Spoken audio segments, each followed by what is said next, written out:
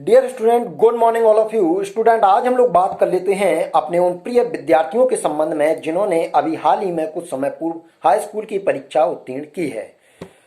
आज हमारे उन प्रिय विद्यार्थियों के समक्ष एक गंभीर समस्या क्रिएट हो चुकी है और वह समस्या है फ्यूचर एजुकेशन सिस्टम प्लानिंग को लेकर।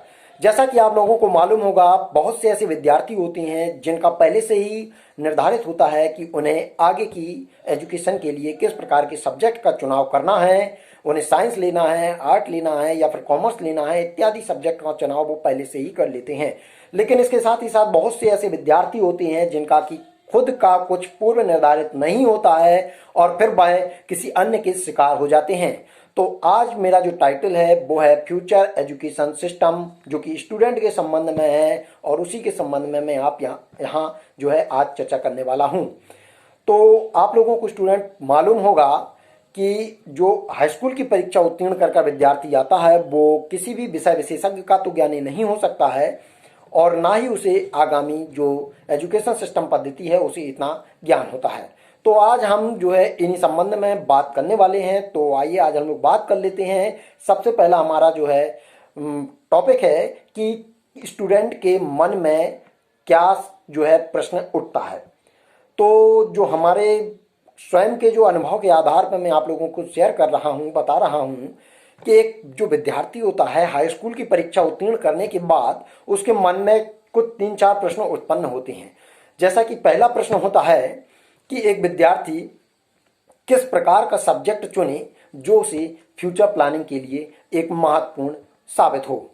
दूसरा जो उसका प्रश्न होता है कि जो वो सब्जेक्ट का चुनाव कर रहा है क्या वो आगामी भविष्य के लिए उसको एक अच्छा जॉब क्रिएट करा पाने में सक्षम होगा क्या नहीं। तो तीसरा जो प्रश्न होता है उसके मन में वह यह होता है कि जो वो सब्जेक्ट ले रहा है क्या वह सब्जेक्ट उसको एक अच्छा परसेंटेज क्रिएट करा पाने में सक्षम होगा या नहीं होगा। और एक प्रश्न उसके मन में यह भी उत्पन्न होता है कि वह एक ऐसे सब्जेक्ट का चुनाव करे जो उसकी पारिवारिक इनकम को लेकर या उसके साथ समायोजन करके उसकी फ्यूचर प्लानिंग करने में मददगार साबित हो। क्योंकि बहुत से ऐसे विद्यार्थी होते हैं जो निम्न तबके से आते हैं, माने निम्न जो है श्रेणी के होते हैं या मध्यम श्रेणी के होते हैं और उनके पारिवारिक स्थिति बहुत अच्छी नहीं होती है, क्योंकि उनकी जो आर्थिक स्थिति होती है वो एक मध्यम स्तरीय स्थिति होती है। इसलिए उन्हें जो है अपनी जो फ्यूचर प्लानिंग होती है वो अपनी पारिवारिक आर्थिक स्थिति को लेकर भी करनी होती है। तो इसी संबंध में जो है आज जो टॉपिक है जो मैंने आपको बताया है कि स्टूडेंट फ्यूचर एजुकेशन प्लानिंग। तो आज हम इन्हीं 4 टॉपिक पर जो है चर्चा करने वाले हैं। आज हम पहला टॉपिक उठाते हैं। जैसा कि हमारा पहला टॉपिक है कि एक विद्यार्थी को किस प्रकार के सब्जेक्ट का चुनाव करना चाहिए जो कि उसे एक अच्छा फ्यूचर जॉब क्रिएट करा पाने में सक्षम होगा। तो इसके संबंध में यदि हम बात कर लेते हैं तो आर्ट साइड, साइंस साइड और कॉमर्स साइड 3 ऐसे सब्जेक्ट होते हैं जिनमें कि व्यक्ति अपना फ्यूचर बहुत अच्छा बना सकता है। लेकिन इनमें अगर हम आर्ट साइड की बात करें तो आर्ट साइड का विद्यार्थी जो होता है वो जो होता है इतिहास है, भूगोल है, अर्थशास्त्र है और कुछ ऐसे साहित्यिक विषय होते हैं जिनको लेकर वो अपना इंटरमीडिएट की परीक्षा उत्तीर्ण कर लेता है। लेकिन आज के इस प्रतियोगिता भरे दौर में न केवल साहित्यिक या रटा हुआ ज्ञान आपके लिए कारगर साबित होगा, क्योंकि आज की जो प्रतियोगी परीक्षाएं होती हैं उनमें आपके गणित से संबंधित प्रश्न होते हैं, अंग्रेजी से संबंधित प्रश्न होते हैं और तार्किक जो ज्ञान होता है उससे संबंधित प्रश्न होते हैं और इसके साथ ही साथ जो आपके कुछ सामाजिक ज्ञान से संबंधित भी प्रश्न होते हैं।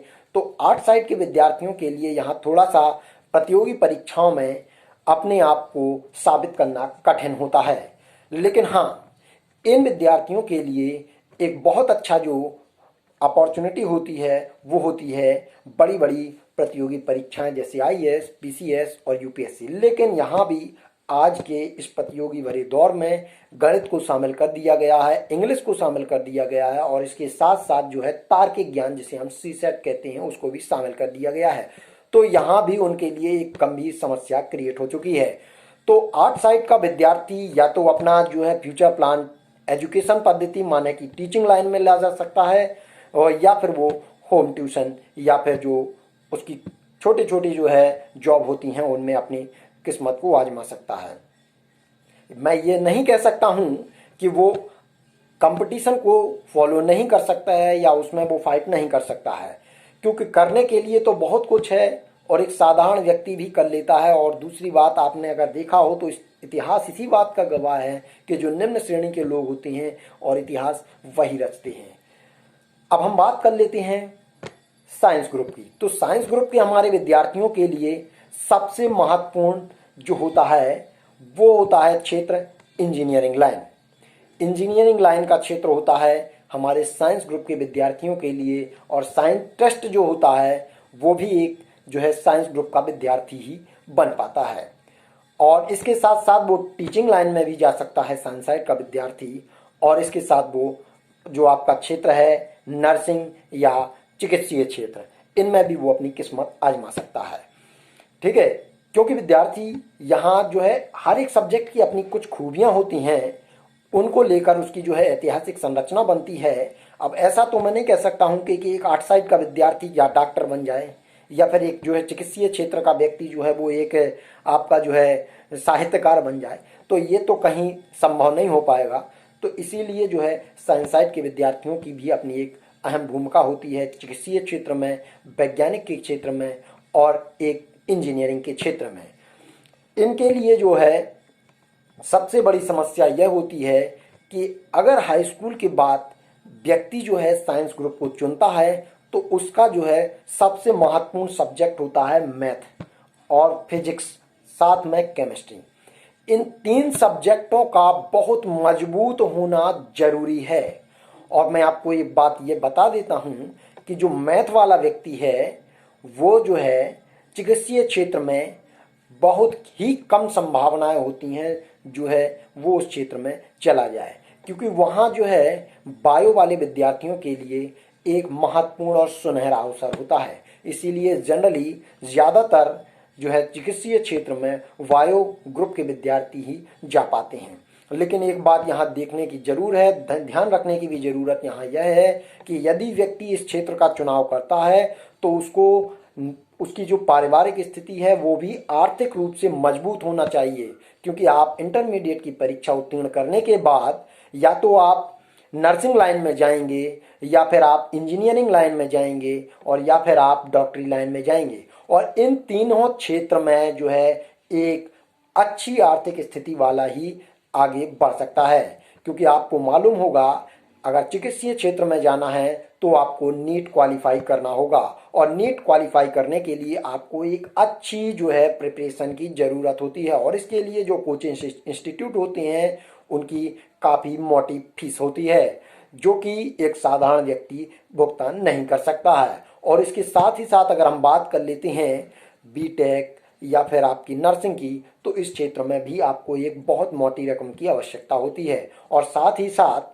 ये जरूरी नहीं है कि आप जो है एक अच्छे इंजीनियर बन जाएं, क्योंकि आपको मालूम होना चाहिए कि जो फ्यूचर जो एजुकेशन सिस्टम है वो अगर विद्यार्थी स्कूल लेवल पर या कॉलेज लेवल पर अगर अपने आप को मजबूत रखता है तो उसको इसके अतिरिक्त जो है अन्य क्षेत्रों में भी अपने को मजबूत रखना होता है, क्योंकि आज का प्रतियोगिता भरा दौर है और इस दौर में एक वही व्यक्ति बहुत अच्छा अपने आप को साबित कर सकता है जो कि हर समय अपने आप को निखारता रहे।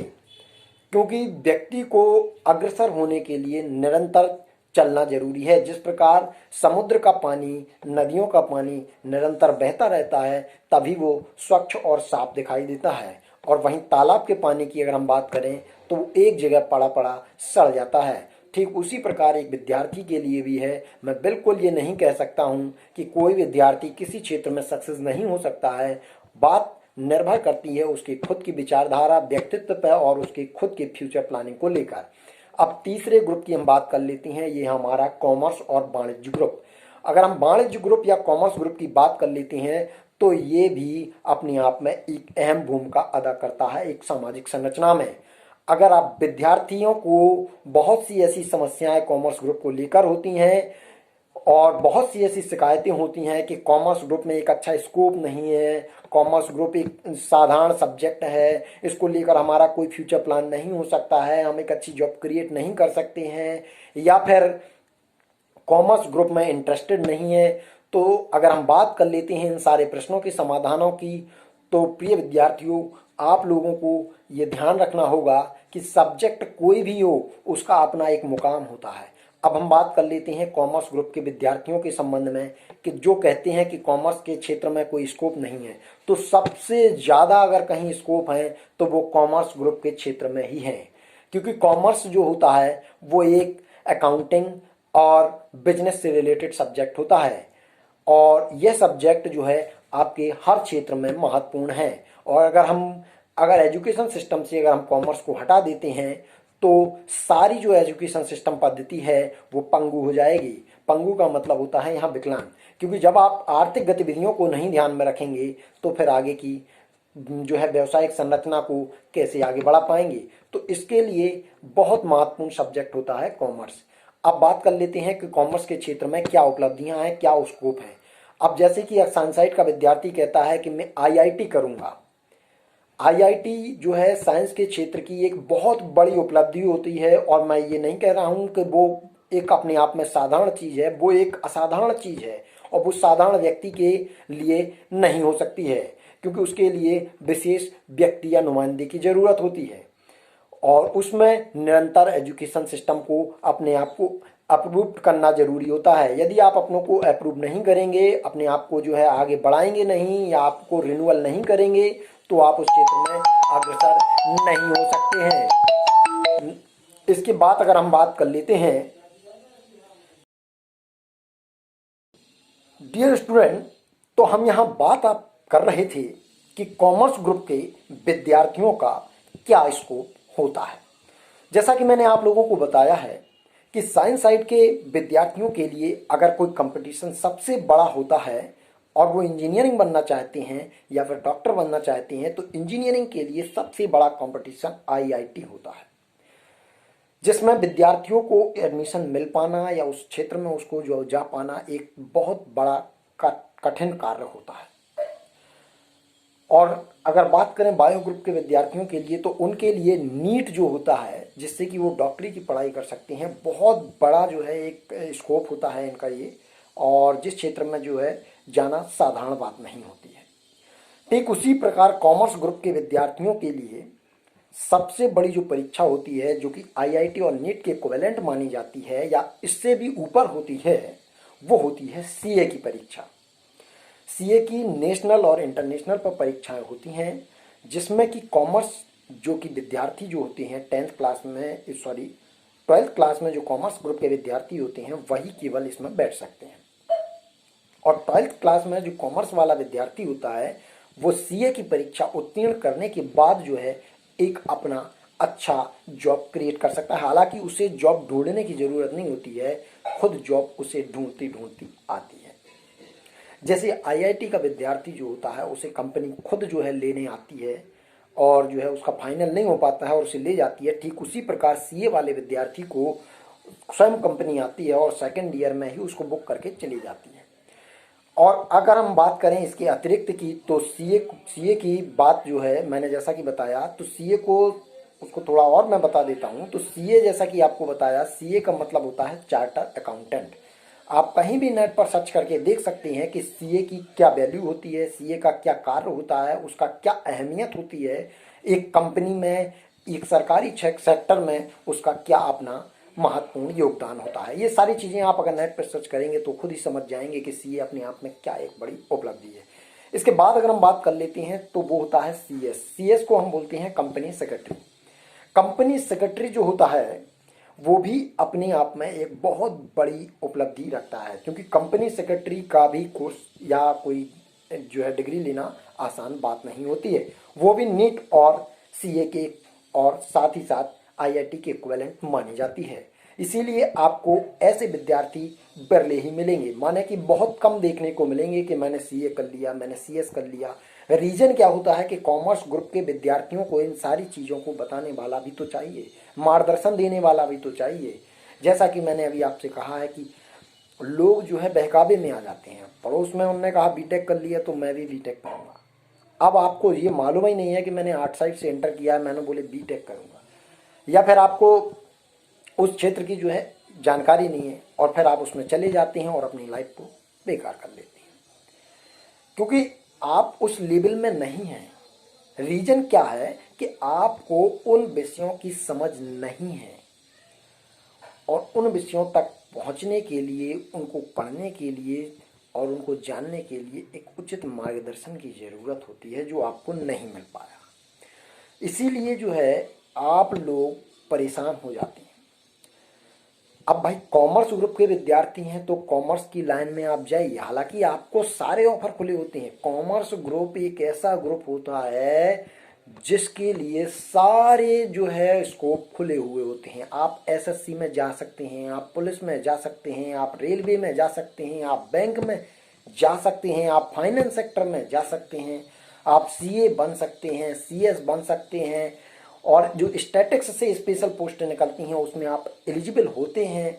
और आईएएस सेक्टर में अगर आप कोई जाना चाहे, क्योंकि ये तो बहुत बड़ी उपलब्धि होती है, उसमें आप जा सकते हैं। इसके अतिरिक्त आप जो है जिस क्षेत्र में चाहे उस क्षेत्र में आप अप्लाई कर सकती हैं, बशर्ते आपको यहाँ स्पेशल जो है क्वालिफिकेशन जहाँ मांगी जाती है वहाँ केवल और केवल कॉमर्स की होती है। क्योंकि अगर आपको जहाँ मान लिया उन्होंने कि ग्रेजुएशन, तो फिर आप कहीं भी एलिजिबल हैं, और अगर मान लिया कि आपको कॉमर्स से, मैथ से, वाणिज्य से या फिर स्टैटिक्स से, तो फिर आप केवल वहीं एलिजिबल हैं। और एक बात मैं स्पेशल और बता देता हूँ, जो कि बीएससी मैथ से कर लेते हैं विद्यार्थी, वो भी कॉमर्स से जो है बीकॉम या कुछ भी डिग्री लेने वाले विद्यार्थियों के लिए भी वो पोस्टें खुली होती हैं। क्योंकि जहां आप जैसे मान लीजिए यूपीपीएससी में जो पोस्टें निकलती हैं स्पेशल, उसमें मांगा जाता है कि या तो आप मैथ से बीएससी किए हुए हो, या फिर कॉमर्स हो, या आपके बीकॉम कॉमर्स से हो, या फिर स्टैटिक्स से बीए हो। तो ये तीनों जो है वहाँ मांगी जाती हैं, तो आप वहाँ एलिजिबल हैं। और जहाँ स्पेशल कॉमर्स मांगी जाती है वहाँ भी आप एलिजिबल हैं। और इसके साथ जिस क्षेत्र में आप जाना चाहते हैं वहाँ भी आप एलिजिबल हैं। सारे गवर्नमेंट सेक्टर आपके लिए खुले हुए हैं, सारे प्राइवेट सेक्टर आपके लिए खुले हुए हैं। और इसके साथ ही साथ स्वयं का आपका खुद का अनुभव होता है, तो आप उसमें बिजनेस सेक्टर में भी आप जा सकते हैं। बताइए, आप क्या कोई मैथ से किए हुए व्यक्ति बिजनेस कर सकता है? कर सकता है, बशर्ते उसे एक ऐसे व्यक्ति की तलाश होती है जो कि बिजनेस क्षेत्र में अग्रणी हो, नहीं तो बिजनेस उसका सफल नहीं होता है। ठीक उसी प्रकार जो है कॉमर्स में भी अपनी जो है बहुत सारी उपलब्धियां हैं, बशर्ते चाहिए उन्हें एक ऐसे व्यक्ति को जो कि इन क्षेत्रों को समझ सके और अपने आप को आगे बढ़ा सके। इसके साथ अगर हम बात कर लेते हैं केवल इंटर तक पढ़ाई करने वाले विद्यार्थी, या फिर इंटर के बाद बीकॉम करने वाले विद्यार्थी, या फिर इंटर के बाद बीए करने वाले विद्यार्थी जो कि कॉमर्स ग्रुप के हैं, वो अन्य क्षेत्रों में भी जा सकते हैं। अगर आप सोचें कि मैंने इंटर में कॉमर्स ले लिया है, अब मुझे तो इंजीनियर बनना है, तो भाई आपने इंटर में कॉमर्स लिया है ना, तो आप इंजीनियर के लिए भी योग्य हैं। आप पॉलिटेक्निक में अप्लाई कीजिए, आप पॉलिटेक्निक कर सकते हैं, किसी भी ब्रांच से आप चाहें उससे कर सकते हैं। नहीं बोले मुझे अब नर्स बनना है या डॉक्टर बनना है, तो फिर आप उसके लिए भी एलिजिबल हैं कॉमर्स के बाद भी। क्यों है? क्योंकि आपको नर्सिंग के लिए काफ़ी जो है डिप्लोमा होते हैं, वो इंटर बाद होते हैं। उसमें स्पेशल कहीं नहीं लिखा होता है कि मुझे इंटर साइंस से चाहिए या बायो से चाहिए या फिर बीए चाहिए। उनको इंटर पास आउट चाहिए हैं और आप जो है उसको एलिजिबल हैं उसमें करने के लिए। और अगर आप बोले नहीं मुझे अब इंटर के बाद बीए करना है, कॉमर्स सेंटर है लेकिन मैं बीए करना चाहता हूँ, तो भी आप एलिजिबल हैं। और अगर आप इंटर के बाद बीकॉम करना चाहते हैं तो फिर तो आप एलिजिबल हैं ही। इसके साथ साथ अगर आप कोई भी कंप्यूटर सेक्टर में जाना चाहते हैं, बोले नहीं मुझे अब बीसीए करना है, डीसीए करना है, पीजीडीसीए करना है या कुछ भी करना है, तो आप उसके लिए भी एलिजिबल हैं। ऐसा नहीं है कि एक कॉमर्स लिए हुआ विद्यार्थी किसी क्षेत्र में नहीं जा सकता है। सबसे ज़्यादा अगर कोई ऑप्शन खुला हुआ है तो वो कॉमर्स स्टूडेंट के लिए ही है। जिन्होंने इंटर में कॉमर्स की पढ़ाई की है वो सारे क्षेत्र में जो है अपने आप को आजमा सकते हैं। और अब बात रही सबसे बड़ी जो महत्वपूर्ण चीज होती है कॉमर्स ग्रुप के विद्यार्थियों के लिए, वो होती है निजी सेक्टर।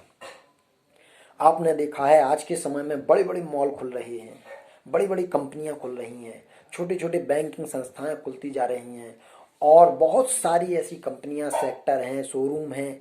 तो यहाँ जो विद्यार्थी रखे जाते हैं, कंप्यूटर में जो बैठने वाले क्लर्क जो होते हैं, जो बिल वगैरह काटते हैं या फिर जो आपका जो है इकोनॉमिक कंडीशन उनकी देखते हैं बड़े बड़े मॉल या जो है शोरूम की, तो यहाँ भी कॉमर्स ग्रुप के विद्यार्थियों को ही प्रायोरिटी दी जाती है, क्योंकि वो ऑलरेडी इन क्षेत्रों को जानता है, इस विषय को जानता है, इन क्षेत्रों में उसने पढ़ाई की है, इस क्षेत्र को वो अच्छी तरह से फॉलो कर सकता है, इसीलिए प्रायोरिटी इन्हीं को दी जाती है।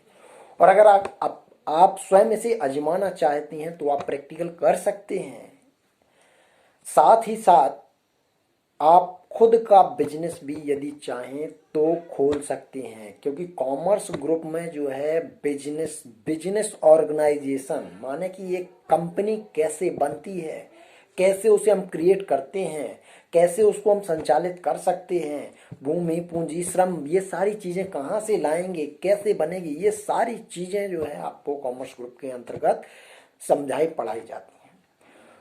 तो आप लोग जो है इस चीज को तो बिल्कुल दिमाग से निकाल ही दीजिए कि कॉमर्स के क्षेत्र में स्कोप नहीं है, क्योंकि सबसे ज्यादा अगर कहीं स्कोप है तो वो कॉमर्स के क्षेत्र में ही है, बशर्ते जरूरत है उस क्षेत्र को आपको समझाने वाले की।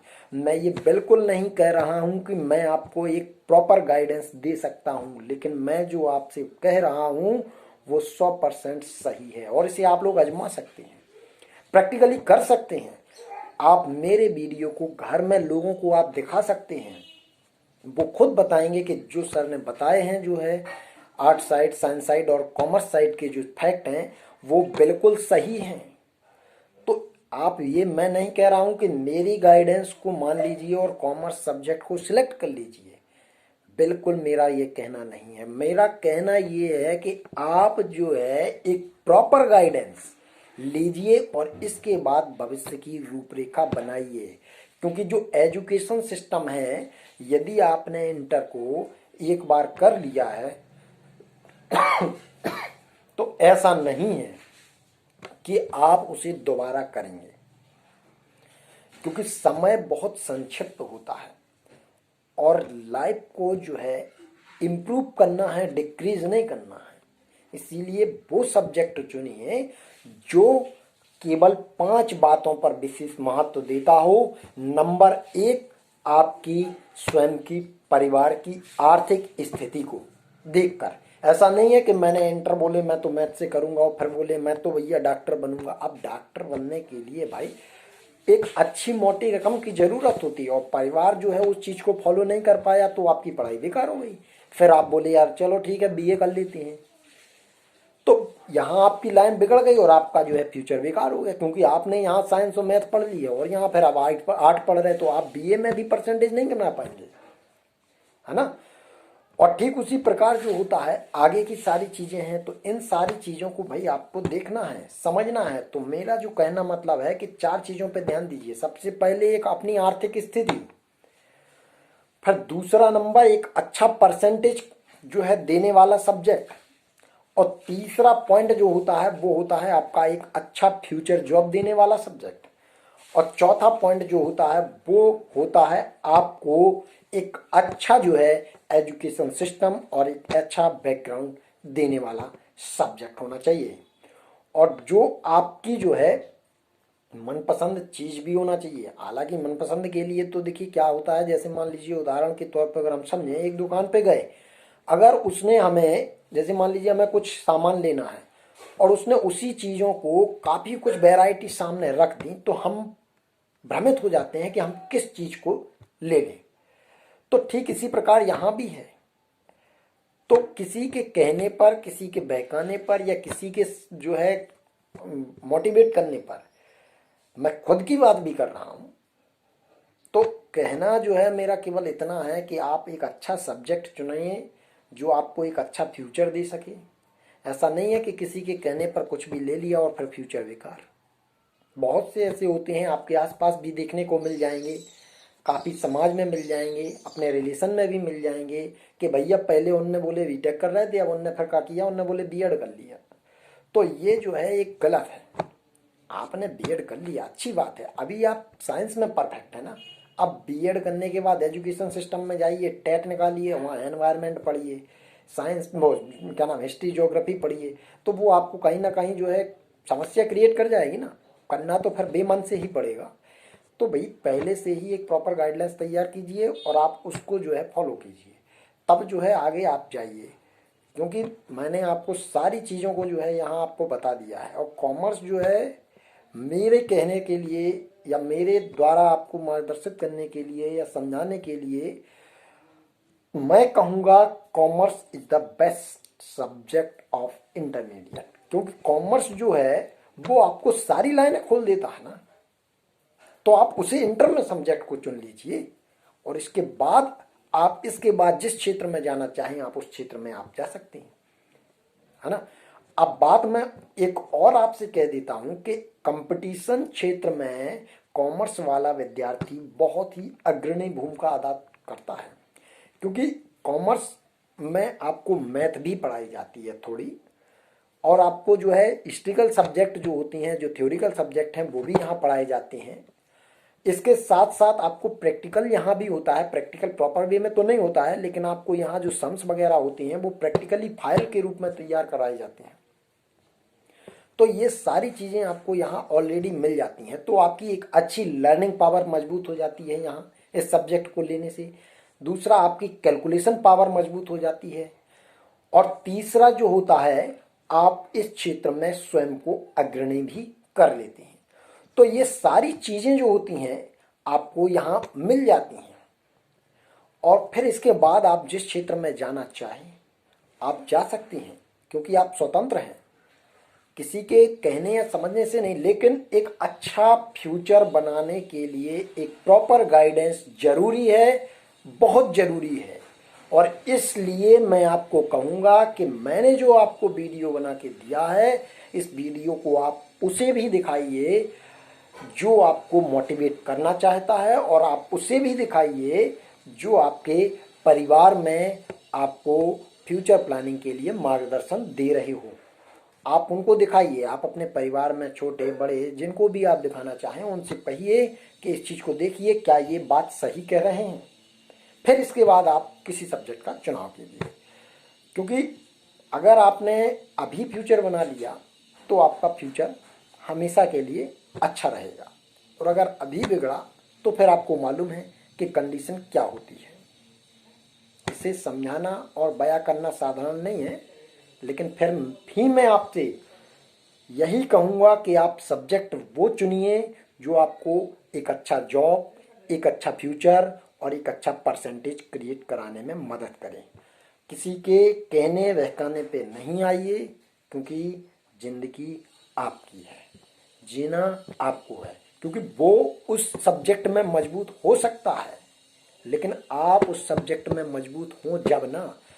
और जो होम साइंस लिए होते हैं जो हाई स्कूल में विद्यार्थी, मैं उन विद्यार्थियों के लिए विशेष आग्रह करूंगा कि आप कुछ मत लीजिए और केवल कॉमर्स को इंटर में प्रायोरिटी दीजिए। क्योंकि आप इस क्षेत्र को बहुत अच्छे से फॉलो कर सकते हैं और अन्य क्षेत्रों में आप नहीं कर पाएंगे फॉलो, बिल्कुल नहीं कर पाएंगे। और अगर फिर भी आपको लगे कि नहीं मैं कर सकता हूं, तो मेरा आप नंबर लिख लीजिए। मेरा नंबर है 7651807281। इस नंबर पर आप कांटेक्ट कर सकते हैं और मुझसे व्यक्तिगत रूप से भी जानकारी ले सकते हैं। मैं आपको इंटरमीडिएट की, साइंस ग्रुप की, फिजिक्स की, केमिस्ट्री की, मैथ की बुक आपको दिखाऊंगा। उसके बाद फिर मैं पूछूंगा क्या अब भी आप इस सब्जेक्ट को चुनेंगे। क्योंकि देखिए क्या होता है कि हमें सब्जेक्ट प्रॉब्लम नहीं करता है, बात होती है वो चीज़ समझने की, क्या मैं उस चीज़ को कर पाऊंगा। पता चला हम लोग जोड़ घटाना गुणा भाग करने में तो कमजोर हैं, और फिर बोला मैं तो इंटर में मैथ लूंगा। तो भाई समाकलन अवकलन कैसे करेंगे हम लोग, नहीं कर पाएंगे। और जो व्यक्ति जो है होम साइंस लिए हैं वो जरूर मुझसे संपर्क करें, और व्यक्तिगत रूप से जो मुझसे वो पूछना चाहें वो पूछ सकते हैं, कॉल कर सकते हैं, किसी भी प्रकार की उन्हें कोई समस्या नहीं होगी। लेकिन फिर भी मैं कहूँगा स्वतंत्र आप हैं, आप जो चाहेंगे वही आप ले सकते हैं, है ना। तो स्टूडेंट आज के लिए बस इतना ही, मिलते हैं अगले वीडियो में।